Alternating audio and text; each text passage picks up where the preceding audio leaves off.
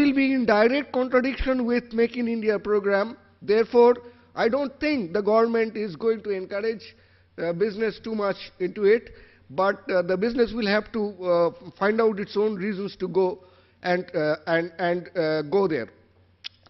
So basically what is happening is, today what is happening is Gulf countries are inviting countries like India to invest in their countries, as manufacturing business for the purpose of manufacturing. Now it is up to the Indian countries, Indian government to react to these possibilities. I think there are some positive signals. For example, Dabur is, participating in this. There are many other companies, as my previous speaker has said, but the number, as I said, is not very strong. The number is not very big, and the number should increase from what it is today. Finally, the point that I will try to make is that the traditional belief of the Indian government and the Indian people regarding the Gulf should be changed a little bit, because now that India, a lot of foreigners stay in the Gulf. In fact, the majority of the population in the Gulf are I think, from the South Asian countries. So if you can produce goods over there, you can also sell to the local market. The local market, which is your own people. So basically, instead of targeting it to the international market, which is always accessible, as I told you, it is also possible that due to the labor migration that happens to the Gulf all the time, and I think many of us think the Emirates Airlines as domestic airlines of India rather the national carrier of India rather than that of another country. So a lot of people travel every day to that country, and a lot of people stay over there. That population can also be targeted for goods that are being produced over there. So 2 points have to be made. 2 points I need to make. Gulf is a good destination, not only because Gulf makes your products more easily available to a large chunk of the market at lower cost, and also Gulf can be explored as a domestic market where our own people live, people of our culture, people are accustomed to our kind of goods, they live, and therefore there is a chance for the domestic market to thrive as well. So now the only thing, so the logic says that producing in the Gulf, bringing Gulf into the production network of India will be more beneficial in many respects than producing per se in India, because India has a lot of problems regarding many issues when you come to investments. But I think the willingness of the government is lacking in this regard, and the government, if it does not get scared by the policy contradiction of Make in India, it should be more, it should encourage this more, and they should make appropriate policy decisions which encourage our producers to produce in the Gulf for their interests and also for the interest of the Gulf countries. Thank you very much. Yes, for a very good presentation. Your view will have a lot of questions, so that manufacture here or manufacture in Gulf countries, that we can discuss at the end of the session. Next, I think, let him, okay, please continue. Now we request Mr. Sudhakar Kastur to give his presentation.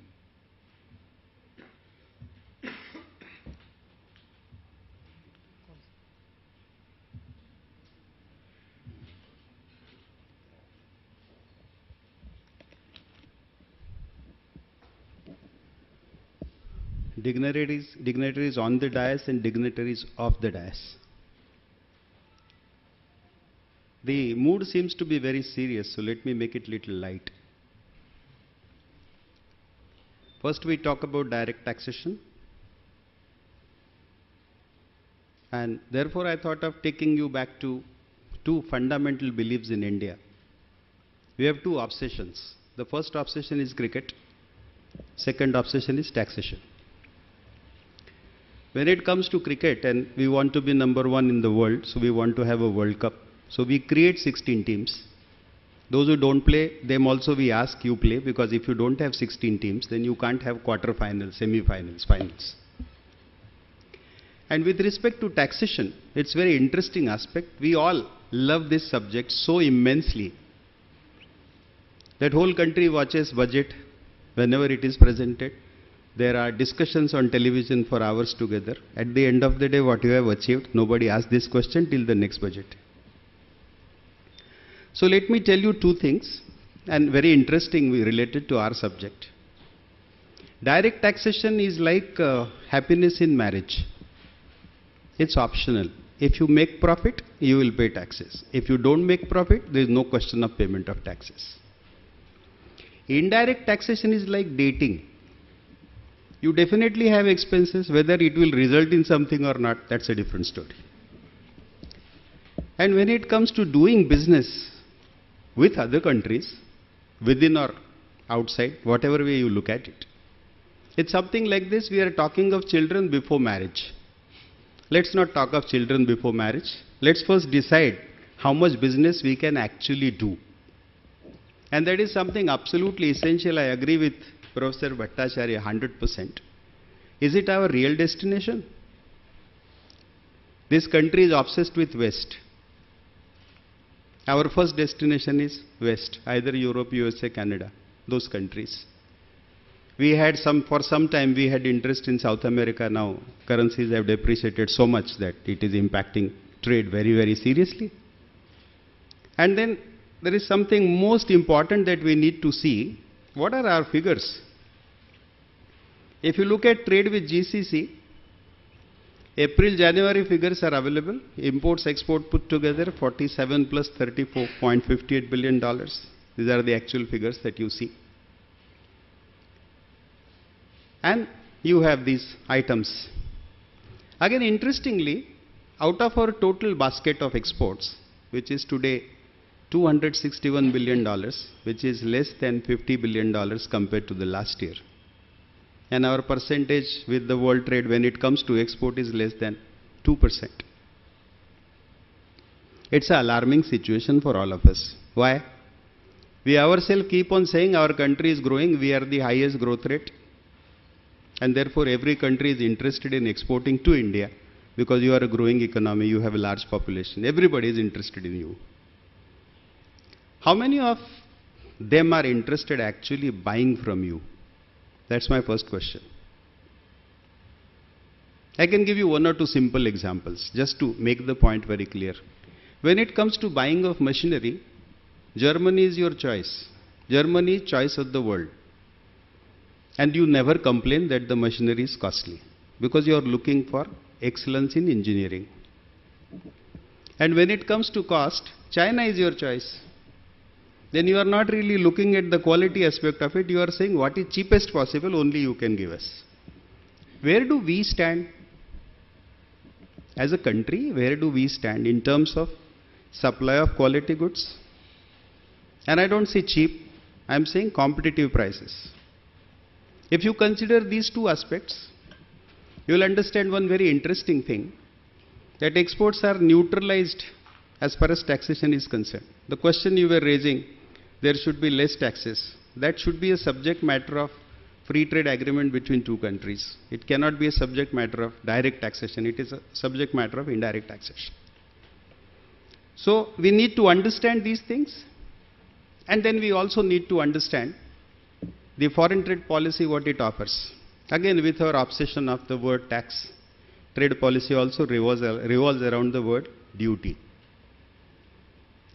Under advance authorization, you have duty exemption. Under EPCG, you have duty exemption. Under MEIS, you have duty credit. Whatever you talk of revolves around the word duty. This duty is damn interesting word, indirect taxation. Let me take you back to Constitution. Why are taxes collected? Constitution says for the purpose of public welfare. Therefore, you will find all notifications of customs and excise always have this sentence in it. This is issued in public interest. You show me one notification which is not issued in public interest. This is a key word. Now, Indian government collect taxes for the purpose of welfare of Indian people. So, Yemenis government will collect taxes for the purpose of welfare of Yemenis people. Direct taxation, indirect taxation. Indirect taxation is always related to the consumption of goods. If the consumption of goods is coming into other country, there is no question of levy of taxation in India, and therefore all your taxes have to be neutralized, either exempted or remitted, whatever way you look at it. The incentive part for making the exports competitive is covered by chapter 3 of the policy, and to make it very short for you, there are country groups. When you export the product to those particular countries, you get an incentive ranging from 2% to 5%. Most of the Gulf countries are covered under country group B. You can see this, I have marked them in red. And then this is the percentage. You are exporting a particular product, you have to confirm with HS code and description. If that matches, you get anything ranging between 2% to 5% at a pre-decided percentage. This is the only incentive in the policy, there is nothing else. This incentive is also limited by WTO compulsions.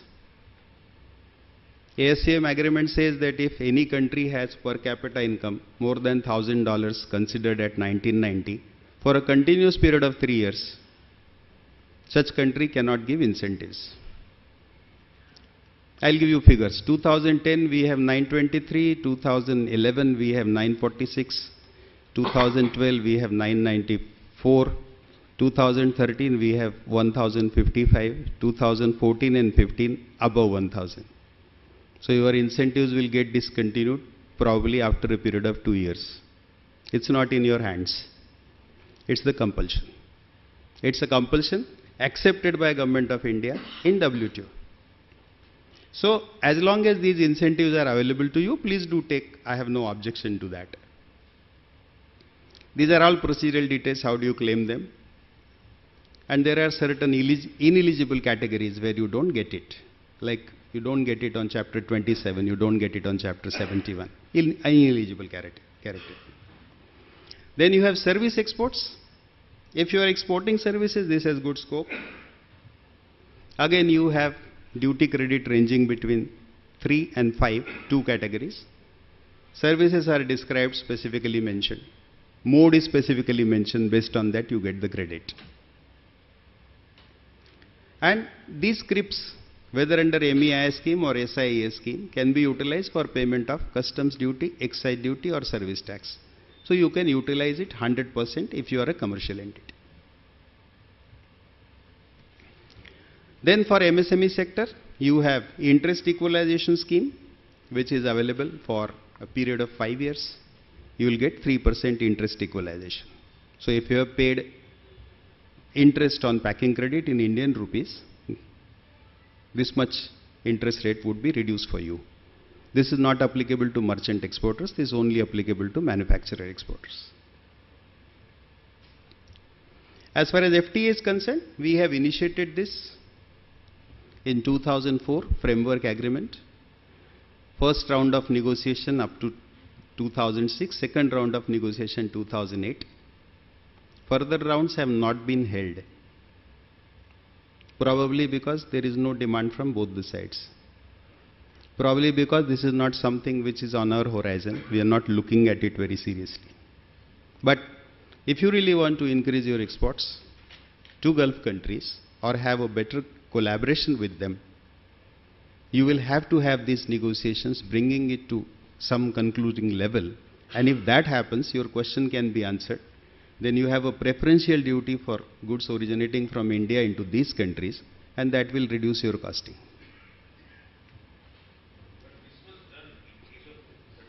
Yes, I am coming to that.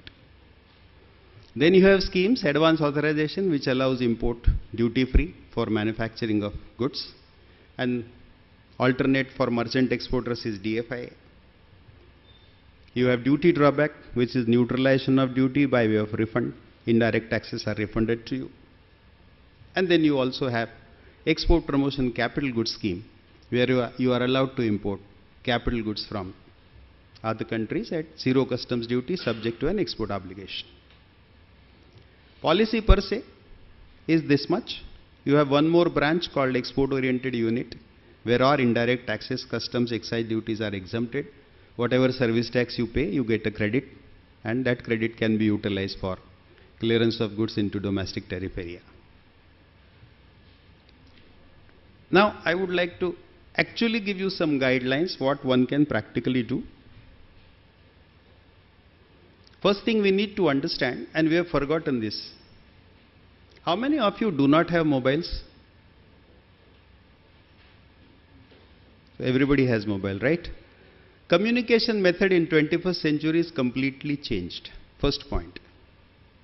People want deliveries immediately, instantly. There are no only instant products, we want instant deliveries also. Amazon says, I will deliver goods in London same day. Anything that you want will be delivered same day. So first point, we need to break away from the concept of CIF or FOB. We need to start thinking of landed cost. Because every customer in any part of the world wants everything instantly. Nobody is prepared to wait. In earlier days, there was no communication. Today, communication is so easy that whatever you do not want to know, that also I will tell you. Whatever you want to know, that I will definitely tell you. Whatever you do not want to know, that also I will tell you. Then, you need to do some thorough research. Till today, barring few companies, few serious companies, I'll give one example. Bajaj Auto is one company which does a lot of research on demand and supply and where the market exactly exists. But most of us do not believe in research. Our research is very, very peripheral. We do not really get into details. Possibilities of joint ventures, I agree with Dr. Bhattacharya 100%. That it is our future exports will grow through investments. You will have to go there, create there, and there is no option to this. And there is a value curve also. Make in India also has a problem. I'll give you one example of this. Adidas buys a shoe in India, manufactured in India for 1,000 rupees, sells it in 4,000 rupees. This 3,000 rupees value creation is based on pre-manufacturing services and post-manufacturing services. Pre-manufacturing services include designs, post-manufacturing services include branding. Now you move around Calcutta, main markets, how many foreign brands you will see? You move in Barcelona, you move in Paris, you move in Washington. You show me how many Indian brands you actually see on the road.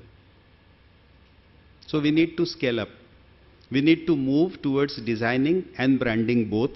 Then we will have the value. If not, if we are only doing manufacturing in India, the person who buys the shoe, manufacturer MNC at 1,000 rupees, he'll say tomorrow you sell it to me in 900 rupees. You're not going to make a lot of money. This point has to be understood. Therefore, we need to look at joint ventures. We need to look at technological advancements, innovation. Tesla, electric car. The biggest challenge they have faced is the recharging of the car. Now, recent news says that they have acquired technology that car need to be recharged only after 430 kilometers. Now, every car maker is worried across the globe. If Tesla becomes economic proposition, how do we go about it? So, technology and adaptation, innovation you need to keep continuously looking at. Changing marketplace. Business is not being done the way it was being done. Today you have e-commerce, e-payment, e-services, everything electronic. Overall awareness of currency movements, because currency decides the prices, landed cost particularly. Logistics, how to reduce delivery time. And increasing awareness about Indian products. We need to really brand our products. Unless until we have that, you will not be able to You may have a great amount of wish, but it is something like that I would like to qualify for World Cup football. Currently we are not in first 32 also. So we need to really scale up in that sense. And then at the end I thought of telling you something from Bengal, and I like this sentence very much. This is from Gurudev Rabindranath Tagore. You can't cross the sea merely standing and staring at the bottom. So my request to you, and I think that would be the theme my next speaker will talk about: innovate, improvise, go further, be an entrepreneur. And let me close on one sentence which is said by Ronnie Screwvala. He said, if you are an entrepreneur, you require fire in the belly. You don't require tax concessions. Even if you don't have tax concessions, you will succeed if you have that fire in your belly. Second sentence he said, 5,000 startup is nothing. India requires 1 million startups minimum. So let's hope we create those 1 million startups. Thank you so much. Very good. Vishwas, very good. So I will request now Mr. Ashwini Srivastava to deliver his